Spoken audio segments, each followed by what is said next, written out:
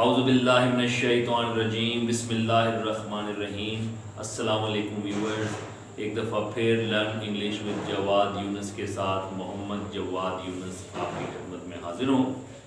आज मैं English vocabulary के हवाले से आपसे बात करना चाहूँगा और कुछ सेंटेंसेस आपको ऐसे यूनिक सेंटेंसेस बताऊँगा जिनको इस्तेमाल करते हुए आप अपने जुमले को बड़ा अट्रैक्टिव बना सकते हैं, सुनने वाले पर बड़ा पॉजिटिव इम्प्रेशन पैदा कर सकते हैं।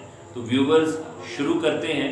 आज का जो मैंने वोकैबुलरी का सिलसिला आपके लिए मुंतखब किया है उसमें मैं आपको कुछ ऐसे जुमले बताऊंगा जो एक तरीके से शुरू होंगे लेकिन आगे उनके अंदर कुछ अल्फाज को तब्दील करके जुमला बना दिया जाएगा।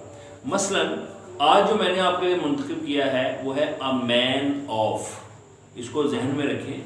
अ मैन ऑफ, ये तीन अल्फाज हैं। अ मैन ऑफ, इसके आगे आप मुख्तलिफ अल्फाज लगाएंगे तो जुमला तब्दील होता चला जाएगा।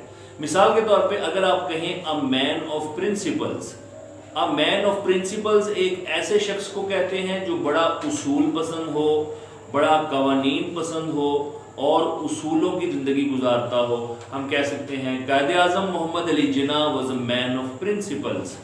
इसी तरह आपने शुरू का ये अ मैन ऑफ ऐसे ही लेना है, मगर आगे लफ्ज आप बदल देंगे अ मैन ऑफ लेटर्स। जब अ मैन ऑफ लेटर्स हो जाएगा तो मैन ऑफ लेटर्स एक ऐसे शख्स को कहते हैं जो बड़ा आलिम फाजिल हो, बड़ा पढ़ा लिखा हो और एक स्कॉलर किस्म का, आलम किस्म का आदमी हो। जैसे हम कह सकते हैं Allama Iqbal was a man of letters.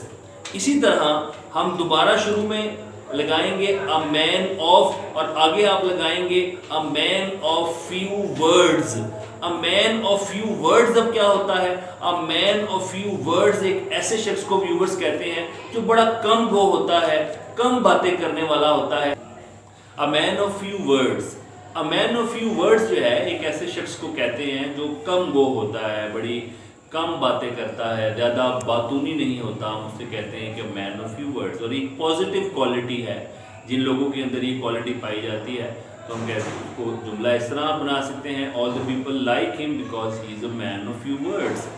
तो इसी तरह व्यूवर्स, चौथे नंबर पे जैसे पहले नंबर पे मैंने आपको क्या बताया, मैन ऑफ प्रिंसिपल्स, दूसरे नंबर पे अ मैन ऑफ लेटर्स, तीसरे नंबर पे अ मैन ऑफ फ्यू वर्ड्स।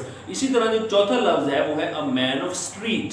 अब मैन ऑफ स्ट्रीट किसे कहते हैं? जो बड़ा एक आम सा आदमी होता है, मामूली सा शख्स होता है, जिसकी कोई ज़्यादा रेपुटेशन नहीं होती, लोग उसको ज़्यादा नहीं जानते। A common citizen of any society, you can call him a man of street.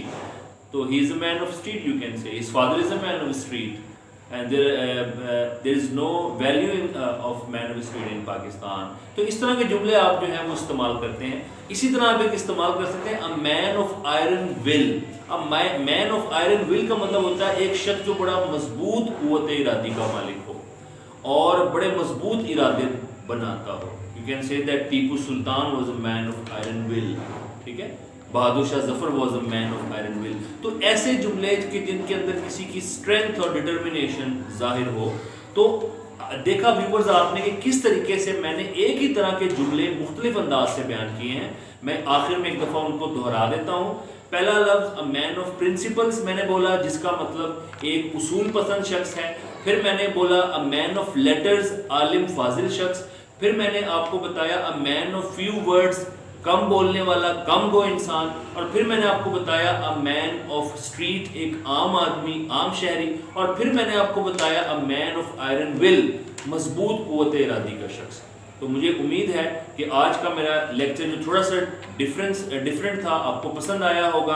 अगर आपको मेरा लेक्चर पसंद आया व्यूवर्स और आपने अभी तक मेरे चैनल को सब्सक्राइब नहीं किया तो मेरे चैनल को सब्सक्राइब करें, साथ बेल आइकन को प्रेस करें ताकि इसी तरीके की अच्छी वीडियोज़ मैं आपके लिए लाता रहूँ। अल्लाह हाफिज़।